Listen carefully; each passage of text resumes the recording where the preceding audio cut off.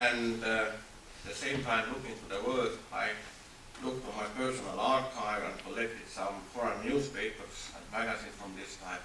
Actually, nobody in the world believed. Nobody believed that it can be possible, that the Baltic countries can really become the normal members of the Western society. This was some kind of dream or fairy tale. I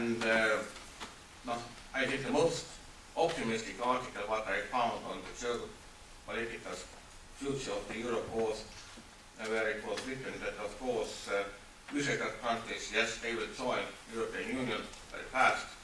There will be then other countries, Bulgaria, Romania, Yugoslavia, former, now it's in this situation it is.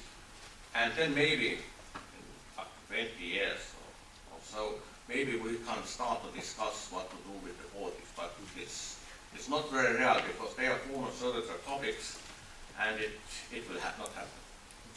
So which means, to be very frank, there was very few optimists, and actually several of them are sitting in this room.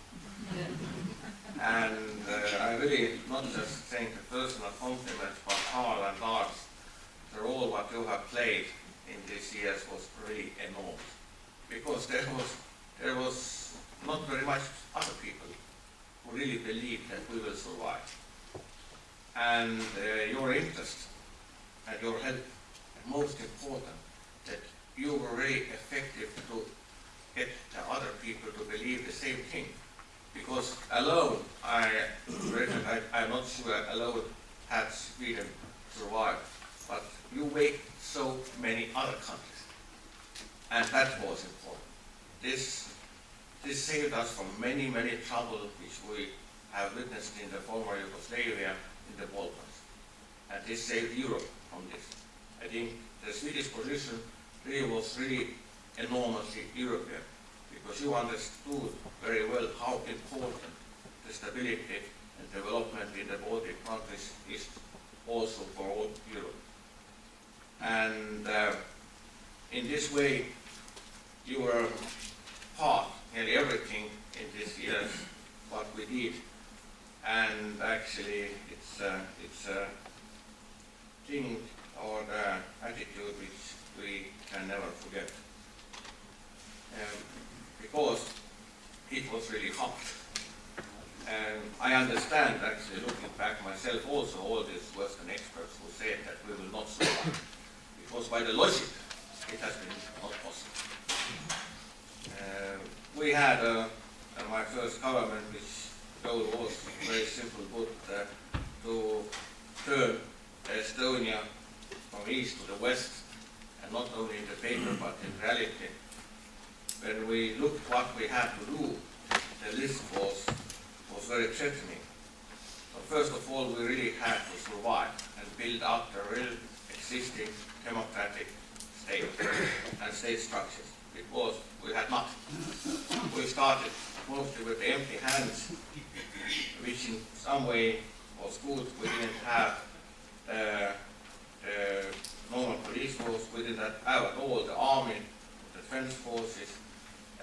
Our economy, as I said, was in full chaos, and step by step we had to build it up.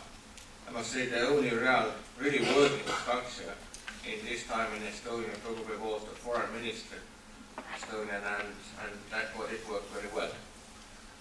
And I am afraid that it was very similar in the two other Baltic countries also. So what we did, we in one way really orientated and started to build up strong rule of law state. We understood from the first steps that without rule of law we will fail. We couldn't build up the strong democracy, working democracy without this. We launched radical economic reforms, and we really started to integrate non-Estonian population, because we had to make clear that they are not guilty. They are not guilty how the Soviet system behaved also with them. We are not fighting in them. We are not using violence. We are not pushing them out. When they want to go to their home countries, they can do this. They will be helped. killed or tortured or followed or whatsoever, but happened to be very present in so many parts of the former Soviet Union. We can really be proud in the Baltics how it happened in our country. But it was not easy because there was a lot of hate and a lot of bad memories. But we did it. We launched real radical economic reforms, privatized, turned our economy very fast from the east to the west. And in this work, of course, I must say we were much helped by Russia, but in a different way, because when the Russia soon in 92-93 introduced the economical blockade against us, then actually all the economical ties with Russia were just cut.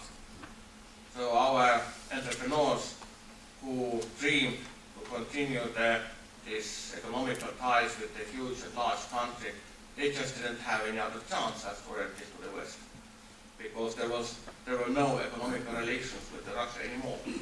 Russia launched the gas blockade against us, also energy blockade. This means that we had to reorientate all our energy system and so on. And in some not normal way in this, as I said, the Russia really helped us on the Russian policy. Very important for us was the fight against extremism.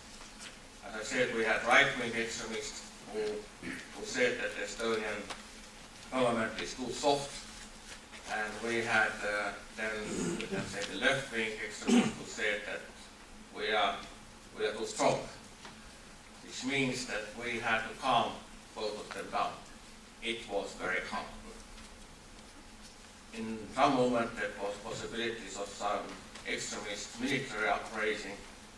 In other moment it was possibility to build up some kind of Transnistria in the northeast of Estonia. Carl remembers both of them.